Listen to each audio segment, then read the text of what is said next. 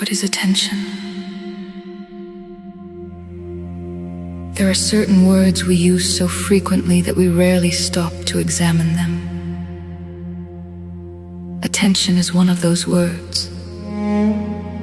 We speak of paying attention, giving attention, seeking attention, holding attention, losing attention.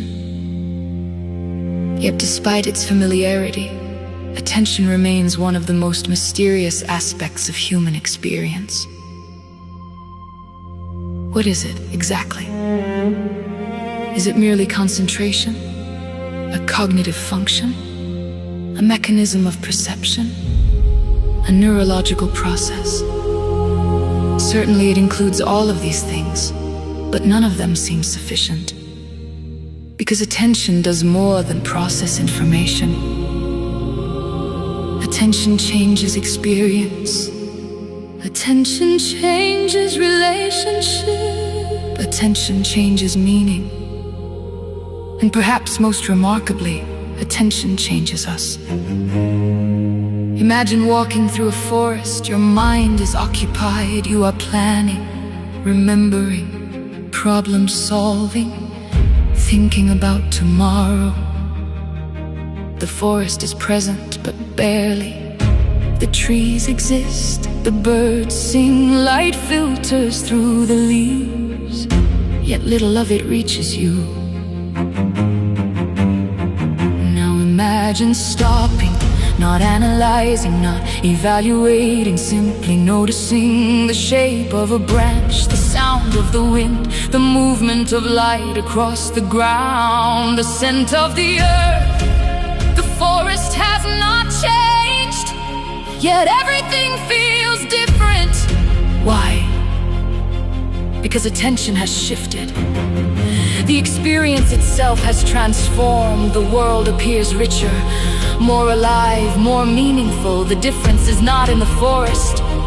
The difference is in the relationship. And that distinction may be the key to understanding attention. We often assume attention is a spotlight, a beam directed towards an object. This metaphor is useful. Attention certainly illuminates. What was previously unnoticed becomes visible. What was previously peripheral moves to the center. What was hidden emerges into awareness. Yet the spotlight metaphor is incomplete. Because attention does not merely reveal things, it alters our relationship with them. A flower attended to is different from a flower ignored. Not because the flower has changed, because the encounter has changed. The flower has entered into a relationship with consciousness. Meaning becomes possible. This suggests that attention is not merely observation, it is participation. This idea has profound implications. If attention is participation, then every act of attention becomes creative. Not creative in the sense of inventing reality, creative in the sense of entering into relationship with reality. A friendship grows through attention. A skill develops through attention. A garden flourishes through attention. A child grows through attention. A question deepens through attention. What we attend to changes. And equally important, what we attend to changes us. The relationship works in both directions. This reciprocity appears everywhere in human experience. Attention shapes the world we inhabit. The world we inhabit shapes the attention we bring. A continuous conversation unfolds between the two. Perhaps this is why attention and care are so deeply connected. When we care about something, we naturally attend to it. When we attend to something consistently, we begin to care about it. The two movements are almost impossible to separate. To give attention is, in a very real sense, to grant importance. say, "This matters. This deserves presence. This is worthy of relationship." The opposite is equally revealing. Neglect is not merely the absence of action. It is often the absence of attention. Things wither when they are no longer attended to. Relationships, dreams, communities, questions, possibilities. Attention nourishes not by force, by presence. This understanding transforms the way we think about meaning. Many people imagine meaning as something hidden within the world waiting to be discovered. Others imagine meaning as something created entirely by the mind. Perhaps both perspectives miss something essential.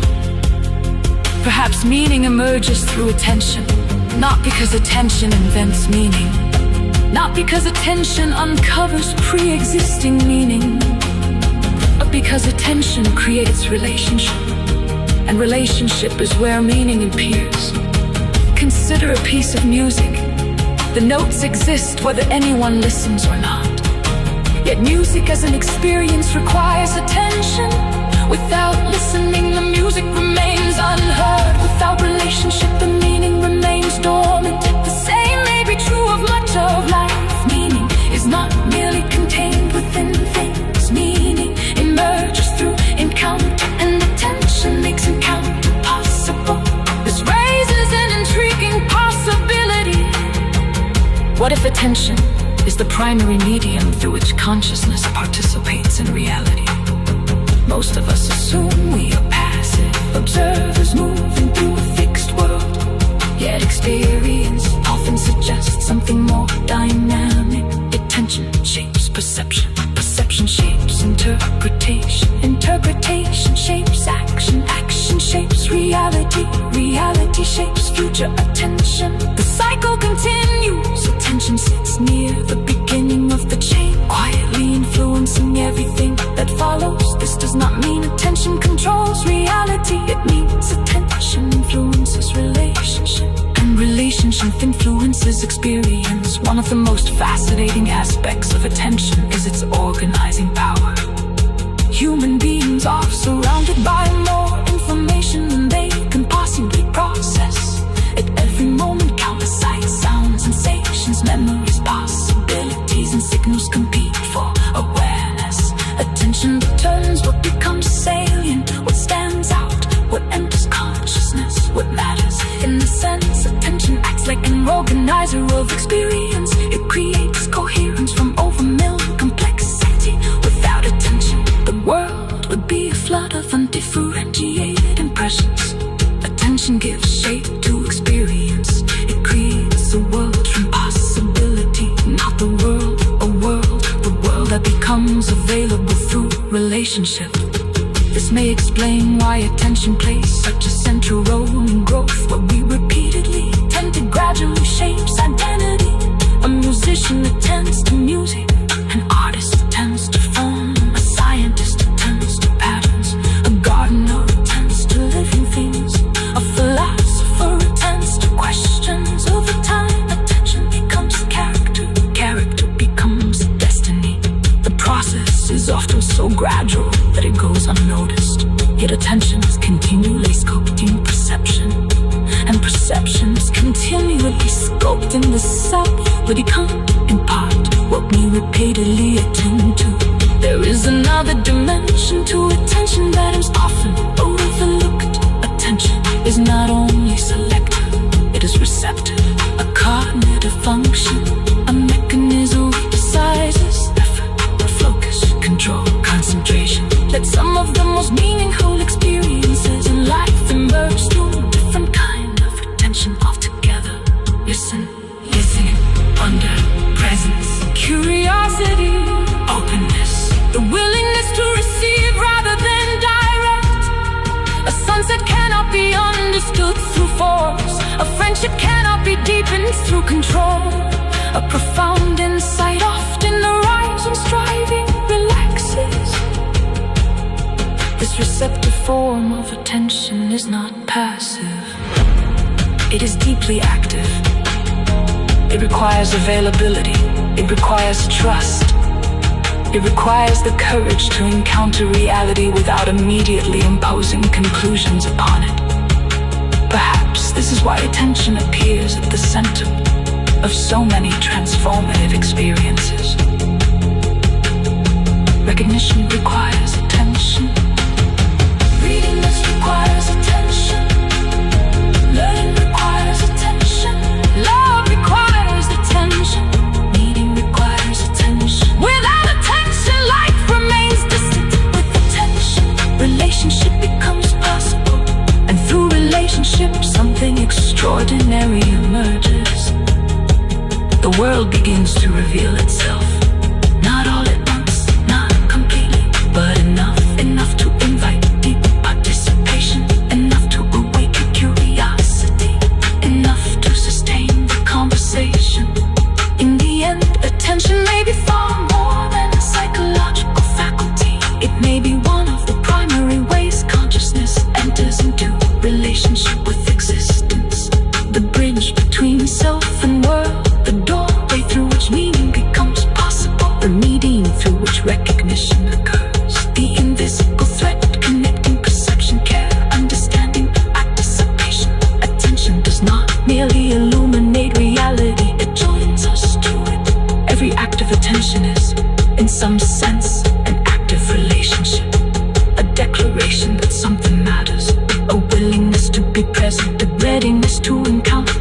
And perhaps that is why attention feels so powerful, because wherever attention goes, relationship follows. Where relationship deepens, meaning emerges. And where meaning emerges, life becomes more fully alive. Not because the world has changed, because we've entered into conversation with it. And perhaps that is what attention has been all along. The beginning of the conversation.